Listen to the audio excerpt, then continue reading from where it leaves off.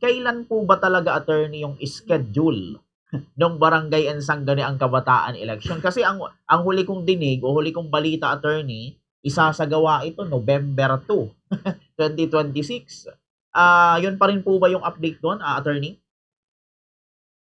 Opo, ang ano natin, yung final schedule na po ng barangay SK election gaganapin po sa November 2, 2026. Sana nung December 2025 yun. Pero nagpasa ang Congress ng batas na postponing the election to November 2. Pig-question pa ngayon sa Supreme Court at nagpalabas ng Supreme Court ng decision na ang postponement valid naman at yung set na po yung date natin. Final date na po ng barangay SK election, November 2, 2026. Alright. Ito nga attorney, so still November 2 pa rin po talaga yung schedule ng barangay and sangguniang kabataan elections. And dito attorney, siyempre may mga nagrereklamo dito kasi sabi, yung November 2 anyal, All Souls Day, holiday yan. Ay, paano yun attorney?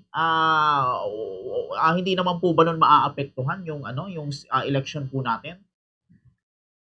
Sa tingin ko hindi naman po. Pero siyempre nga pag kahit November 1, ibig sabihin eve of election, siyempre busy na tayo niyan.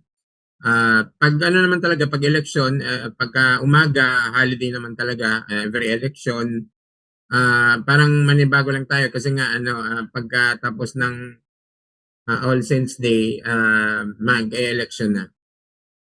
Alright. Ito turning date na ito ng Barangay and Sangguniang Kabataan Election sa November 2 nga po. Hindi na po ba ito mababago, attorney? Fix na po ba ito? Or pwede pa rin po? Sa tingin ko fix na po 'yun kasi yun ang set na date ng batas, November 2, tas may Supreme Court decision na. Kaya tuloy na po 'yun. Kung saan final na po 'yun, date November 2. Opo. And paano attorney yung mga niyan, mga government employee, yung mga teacher, yung mga magpa-participate dito sa eleksyon, obligado silang pumasok, attorney? Opo, tama po 'yun. Siyempre kasama na 'yun po sa nila, yung mag-undergo ng training. Tapos po siyempre on election day, medyo konting sakripisyo lang nga kasi pagka umaga from All Saints Day, pag umaga trabaho agad, magsasakripisyo lang sila sa election. Opo. Paano attorney kung may magreklamo na bakit November 2 yan? Baka pwedeng palitan. Or paano kung may mag-file ng complaint regarding dyan, attorney? Hindi na po ba yun i-honor, attorney? Sa tingin ko hindi na po kasi nga final na yun. Kailangan ng Act of Congress para i-reset po ang date ng election. Alright, yun. Malinaw, attorney. At least nalinawan kami dito sa infong ito. Speaking of reklamo, attorney, dito ba sa ating nasasakupan na lugar, sa Naga, attorney, wala naman ba attorney nagsasabi o mga nagpapaabot ng kanilang reklamo, complaint regarding nga po dito sa sa date na ito ng Barangay and Sangguniang Kabataan election, which is November 2, na siguro sa iba talagang weird o hindi dapat. Wala namang nagrereklamo sa atin, attorney. Wala naman po. Wala naman nag-complain yan. Kahit mga kandidato, hindi naman yung magko-complain kasi yun ang big schedule na date ng batas, yung November 2. Alright, yun. So ito, attorney, proceed tayo dito sa iba pang mga issue sa barangay and sangguniang kabataan election. Marami din po, attorney, ang nagtatanong kasi yung ibang mga lugar, minsan nadidelay po yung eleksyon o nadidelay yung halalan. Bakit may mga nangyayaring ganun, attorney? Ano ba yung mga possible na siguro reason? Dapat nga ang talaga election, pang oras ng election, tuloy na po yun.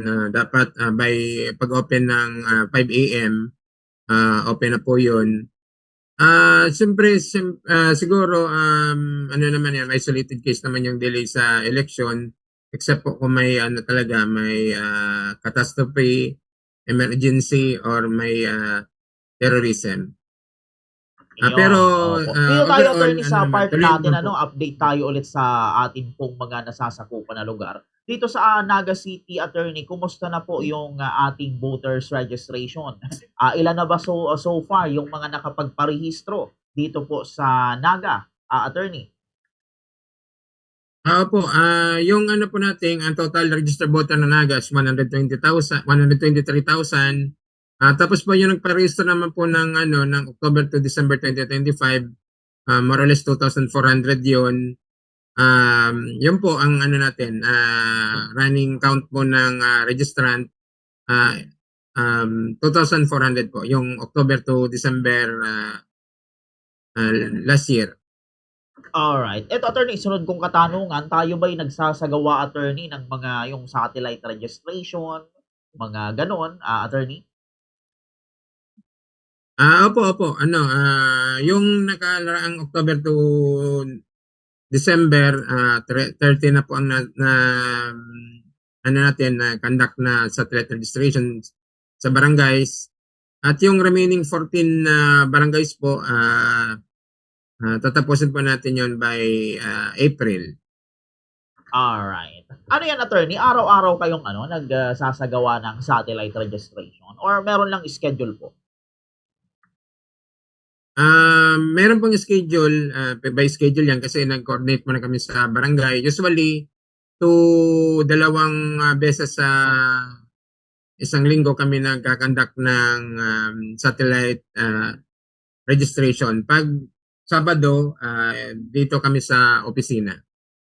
Alright. Eto attorney, malaman namin, ano yung mga hamon o mga challenge sa part ninyo attorney sa COMELEC in terms of dito nga po sa pagpaparehistro ng mga botante o ng mga magiging botante dito po sa Barangay and Sangguniang Kabataan Election. Ano yung sa tingin po natin attorney, mabigat nating hamon, attorney Michael?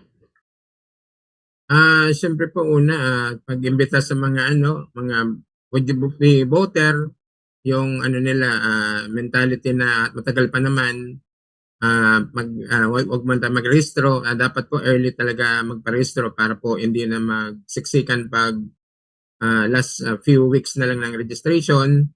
Dapat early po talaga magpunta dito yung mga ano, mga would be registrant yan. Tapos syempre sa ano, minsan kulang sa tao, maraming registrant, yan po, lack of manpower, tapos minsan yung supplies yan, kulang yung supplies namin for forms, inks and printers, yan. And more or less yung mga ano, logistical na kulang sa registration. Opo. So far attorney, ilan pa po yung ating mga hinahabol na bilang ng magpaparehistro? Yung target po natin, attorney. Po, ang target po natin siguro mga hanggang katapusan ng registration starting from October hanggang May. Siguro target natin mga 8,000, additional 8,000 voters, registrants. Meron na tayong 2,000 nung October to December. Siguro mga 8,000 pang remaining would-be registrants. Alright. Pagkatapos attorney nitong ano, pagpaparehistro o voters registration, ano na attorney yung ano, mga susunod nitong mga hakbang? Especially po sa part ninyo sa COMELEC Naga, attorney. Opo, syempre po yung ano natin, inantay pa natin yung calendar of activities galing sa COMELEC main office. Syempre yung calendar of activities, susundin natin yung pagkatapos po ng voter registration, approval, disapproval ng mga registrant, applicants, registration. Then, syempre, pagpasok ng election period at yung filing ng COC, Certificate of Candidacy. Then, yung campaign period. And, syempre, election day, tas training ng mga teachers sa election. Yan. Yan po ang ating mga succeeding activities pagkatapos ng registration.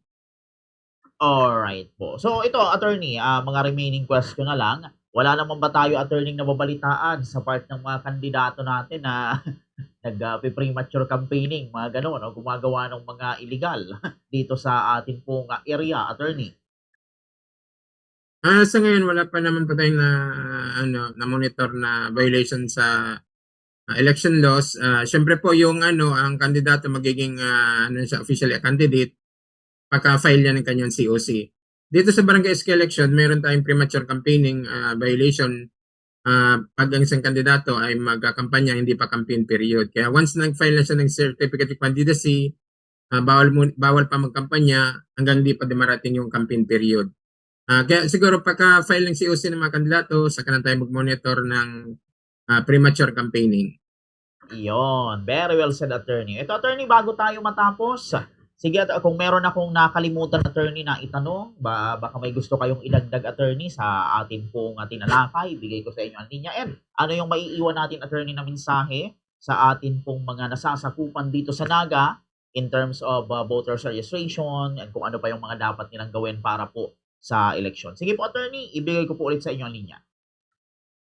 Apo, inibitahan po natin yung mga hindi pa nakapagparehistro. Ang una po yung nag-iedad 15 to 17 years old. Mga SK minor, magdala po ng birth certificate for verification ng birth date ninyo. Then yung po mga 18 years old above, magdala po ng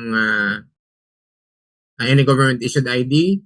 Then sa new registration yan, yung mga magta-transfer rin, pwede na mag-transfer, pwedeng within Naga City.